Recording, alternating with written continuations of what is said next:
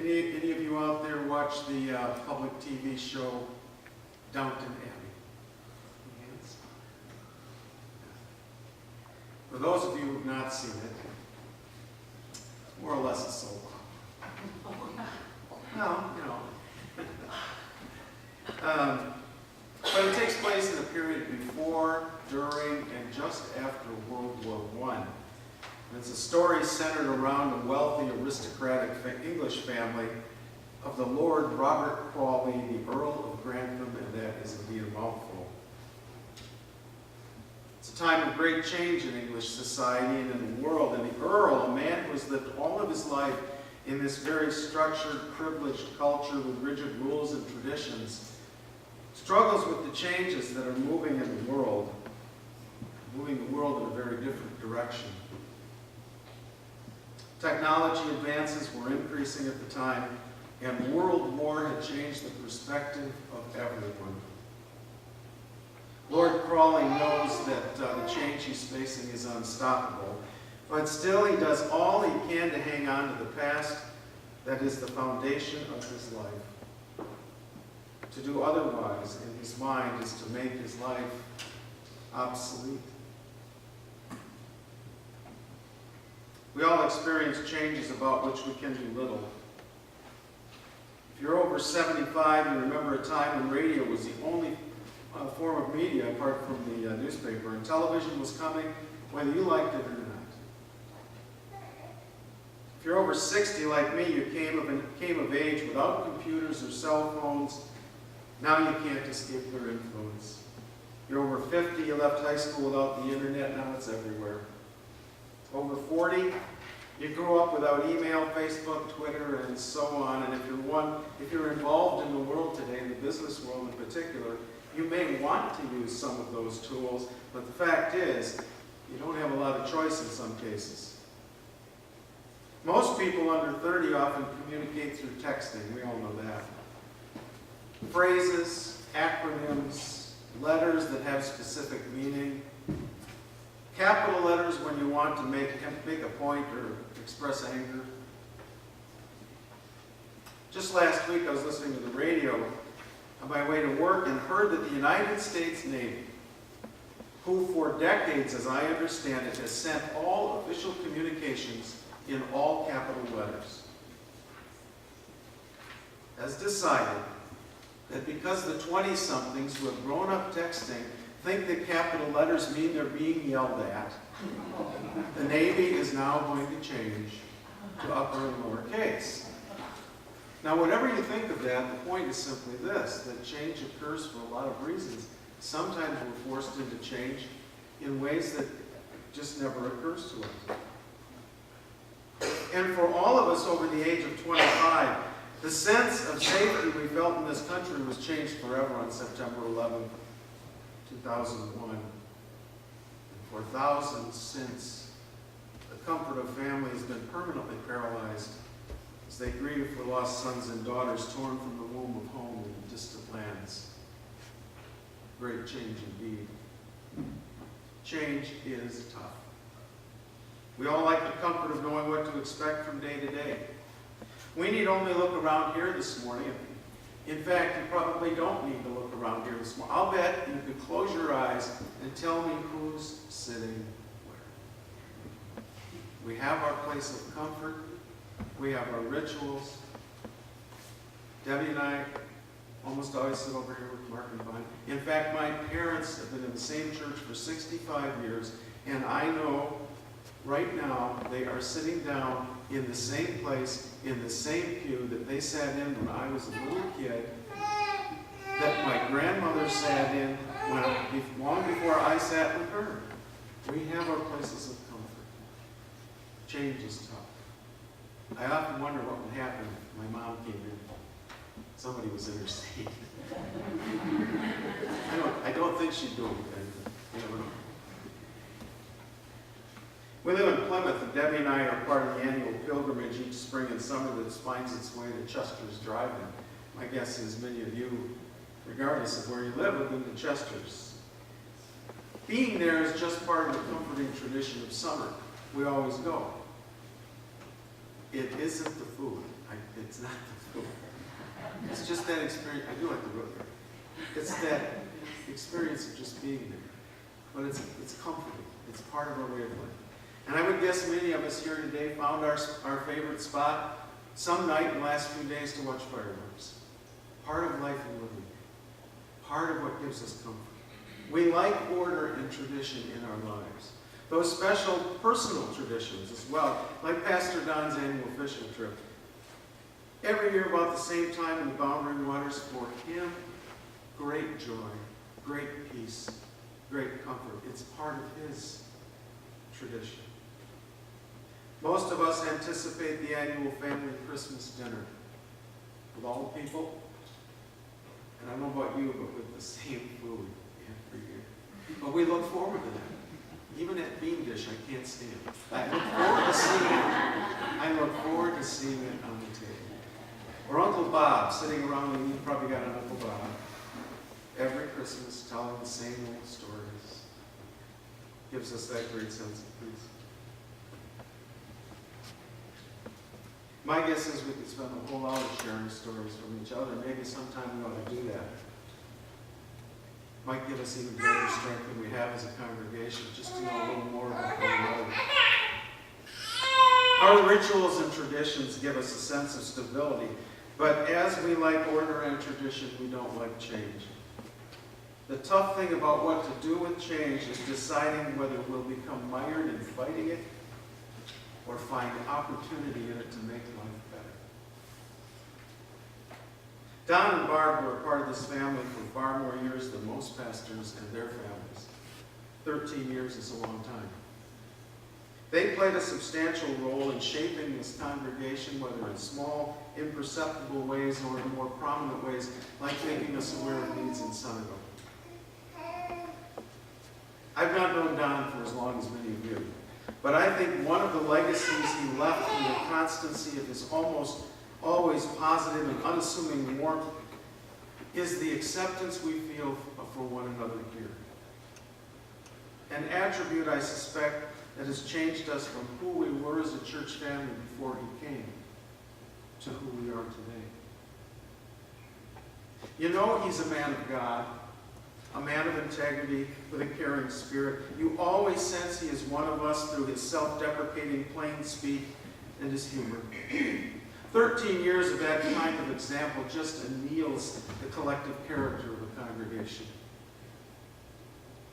We now face change in that the Drawlingers are gone and the new pastor and family will join us and lead in Don's place. The care, concern, and leadership of folks like Pat Divert and Gary Delmus and the Pastor Parish Committee in the acceptance of Pastor Susan certainly provide a level of comfort to the rest of us.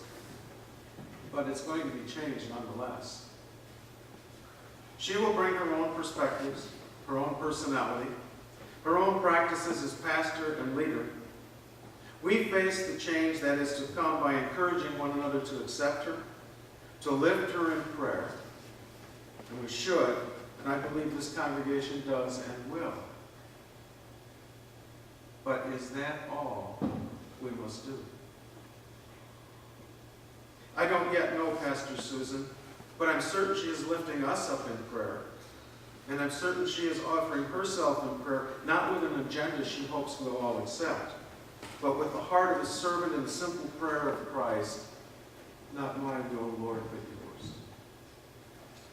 And I'm certain of this because I believe the character of this congregation, shaped in part by the character and spirit of Don Drawlinger, a character and spirit that informed the thoughtful considerations of Pat and Gary and the committee before they agreed on our behalf to accept Pastor Susan. Even so, I ask again, is the encouragement to accept her, as if setting judgment aside for another time, and the lifting her up in prayer while waiting for her to arrive, is that enough? Or standing on that bridge between the comfort of the past 13 years and the unknown of the years to come, do we set aside our uncertainty, realize again we are in mission here in this place, and simply pray from our hearts, not not my will, Lord, but yours. As I contemplated what to say this morning, I kept asking myself that question, is it enough just to lift her up and wait? As a believer, is there not some preparation within myself that I should attend to? As I lift up Pastor Susan and the congregation and the ministry in this place in prayer, should I not lift myself up to God? Not to be helped in accepting change or for patience, or to be made aware of some action I should take, but maybe just to give to him any stubborn prejudice of what I think the church ought to be. To offer myself without condition to the Father and to his ministry in this place. If I am truly a believer, then should not I leave all to him and move forward with reckless spiritual abandon to his leading through Pastor Susan? Or do I wait, see what happens after she gets here, and then maybe decide to give myself over? What I concluded is that while we may expect much of our pastor, should she not expect much of us? And if we simply lift her up and wait and do not offer ourselves to the Father, as I'm sure she is doing in these days before arriving, is it not quite possible then we may be an impediment for her, for God?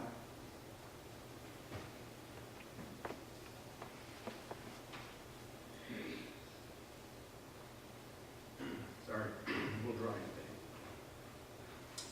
today. In that regard, our scripture reading this morning it's the visit of Jesus to Martha and Mary's house. But in that regard that I just mentioned, I think this passage is quite telling regarding what we face here. This is Jesus visiting Martha and Mary. It's a passage I'm sure most, if not all of you, are quite familiar with. And you will recall that they are the sisters of Lazarus, whom Jesus raised from the dead. Now, as they went on their way, he entered a certain village where a woman named Martha welcomed him into her home. She had a sister named Mary, who sat at the Lord's feet and listened to what he was saying. But Martha was distracted by her many tasks. So she came to him and asked, "Lord, do you not care that my sister has left me to do all of the work by myself? Tell her then to help me." But the Lord answered her, "Martha, Martha, you are worried and distracted by many things. There is need of only one thing. Mary has chosen the better part, which will not be taken away from her." Most of us can relate to both of these women. Like Martha, we want to make sure all is prepared for our guests, everything in its place. And like Martha, we get just a little annoyed when we're doing the whole job alone. Like Mary, I'm sure we'd rather be sitting and listening to an intriguing guest. What I find so interesting in Martha and so relevant to our preparation for the change now before us is that she knew that Jesus had raised her brother from the dead. She even says in earlier scripture, "I know you are the Son of God. You are the Messiah." She knew all of that, and yet she fell back on her own sense of priority when the very Son of God was sitting in her living room. The Bible does not tell us how much time elapsed between her brother's resurrection and his dinner. At least I'm not aware of it. But is it not curious that after seeing a miracle and after witnessing to her belief in him as the Son of God, she would then choose practical matters over sitting in his presence? How easy it is to follow our own way even when we know better. You may say she simply decided the best way in which to honor Christ was to do what she did best. But Christ's response to her when she asked for his support in admonishing her sister was to remind her that time with him was of far greater importance in her life than her own need to be right. This woman, who by all other accounts understands the importance of Christ, still has difficulty in turning from her own sense of what's important. It was to be her way or the highway.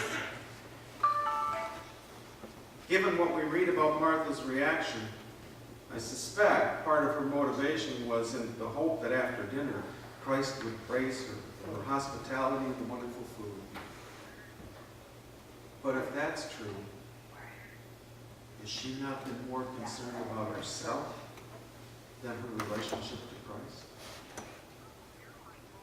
And if Martha's example is indicative of the way most of us react, is it not possible we could indeed become an impediment to all that is important in the future of this place? The point is simply this: if we are only lifting Pastor Susan up to God and not yielding our own sense of priority about the church to Him, have we not then erected barriers between Him and us, and quite possibly between us and the ministry of the new pastor? I say all of this to you not to be critical, or even out of any suspicion that you will not give yourselves over, but in recognition of my own frequent decisions to rely on my own counsel first and then seek His blessing. I say all of this because in my own life, I now realize that the line of decision between self-protective action and spiritual abandon is often a fine line that I lose in my sense of myself. Like Martha, knowing all we know about Christ, it remains in our very nature to rely on ourselves first rather than risk the unknown. I believe if we all truly lay our anxiety about change before God without reservation, any fear we may feel will be replaced with confidence, excitement, and joy over what is to come. And I believe we have been prepared to do so because of the spirit of a quiet, unassuming, plain speak God who likes the flesh.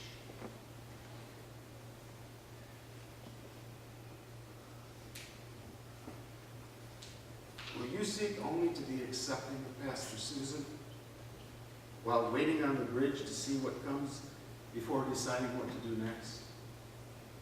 Or with abandon, will you give up all you rely on to God, expecting only the great things He alone can provide? Will you stew over change you can't control, or allow God to use the strengths and gifts you have been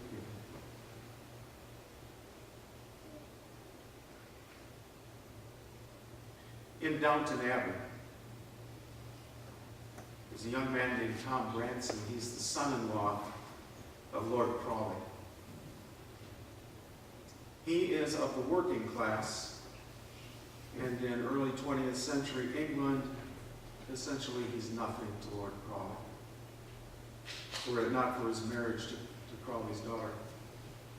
Still living in the past, fighting change, mired in his belief that he no longer mattered, Crawley was reminded by this young blue-collar man that any change brought to the estate would be for naught, if not for the deeply held respect of the village people and the estate staff for the Earl. They would embrace change as long as they knew that the stability of the place was in his hands. It was not to be about their acceptance or embrace of change, but of their continued embrace of the foundational character of the Lord of the manor that would yield continued life and success. Who then is the Lord of our manor? Our own sense of self-reliance, our judgment of change, or the Son of God? Pastor Susan may bring very little change to this place, I don't know. But her very coming is a call to us to decide whether in our anxiety we decide to rely on ourselves or on the living God, as witnessed so faithfully to us by Pastor John. Will we look within, or to the God that we and Pastor Susan all serve?